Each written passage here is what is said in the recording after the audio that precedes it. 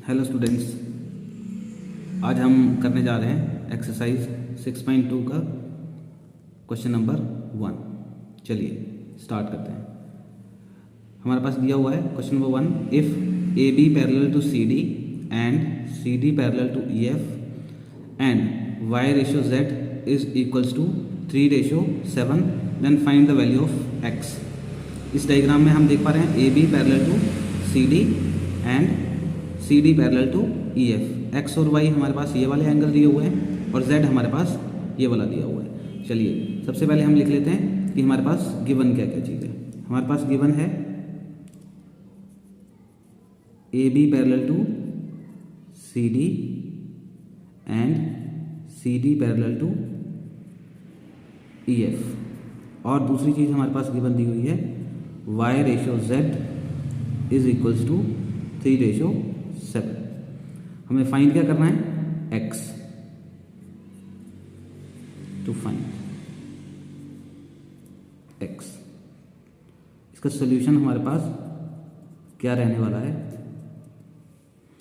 चलिए देखते हैं।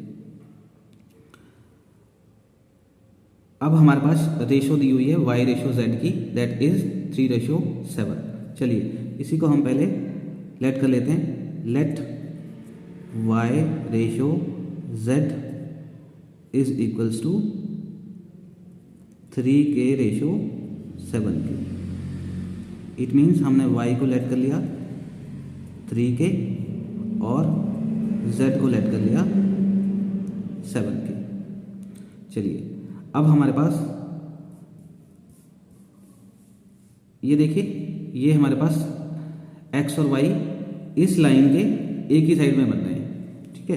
तो ये हमारे पास होता है x plus Y is equals to 180 degree. क्यों होता है ऐसा? ये होता है angle sum on the same side of transversal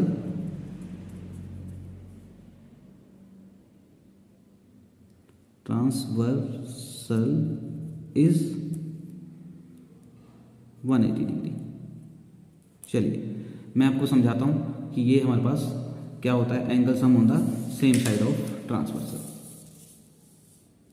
चलिए अगर हमारे पास दो पैरेलल लाइन्स हों ए बी और सी डी, तब ये वाली लाइन अगर ऐसे इसको इंटरसेक्ट कर रही है तो इसको हम बोलते हैं ट्रांसवर्सल। और इसकी एक साइड में इधर भी हो सकता है और इधर भी हो सकता है। एक्स और वाई दो एंगल बन रहे हैं, एक एंगल ये बन रहा है, एक एंगल ये बन रहा है, तो इनको हम बोलते हैं angles on the same side of transversal. और सेम साइड ऑफ ट्रांसवर्सल इस लाइन के इस साइड पे जो दोनों एंगल का सम होता है वो होता है हमारे पास 180 डिग्री। तो हम कह सकते हैं कि angle sum on the same side of transversal is 180 degree. ठीक है जी। चलिए अब आ जाते हैं हम अपने क्वेश्चन की तरफ।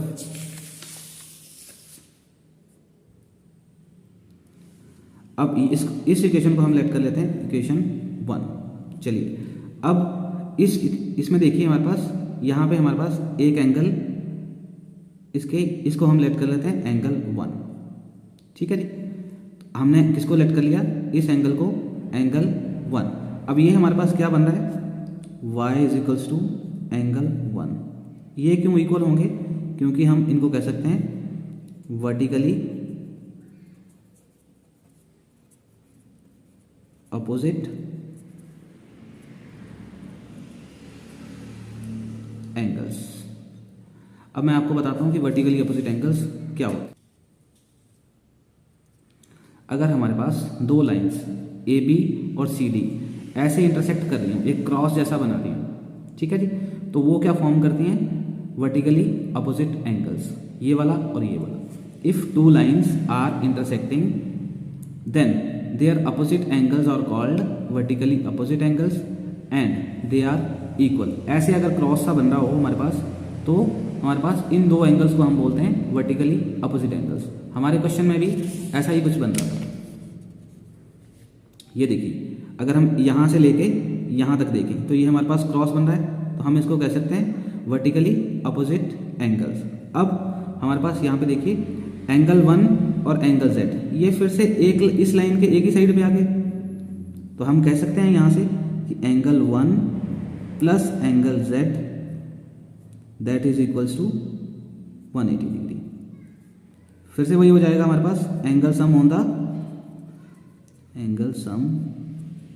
On the same side of transversal.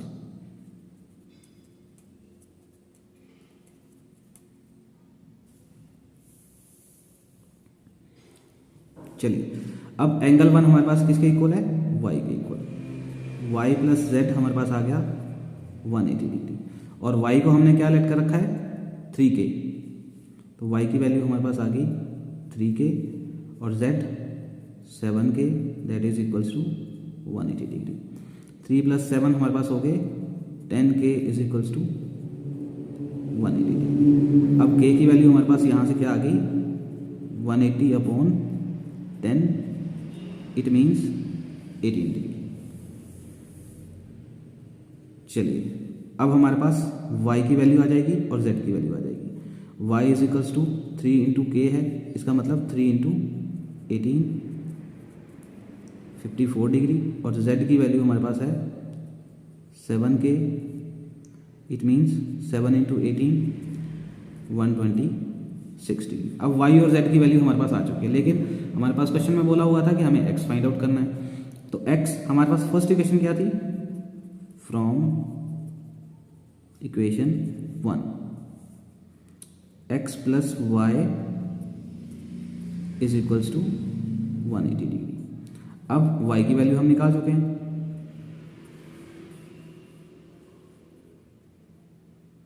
y हमारे पास है 54 डिग्री।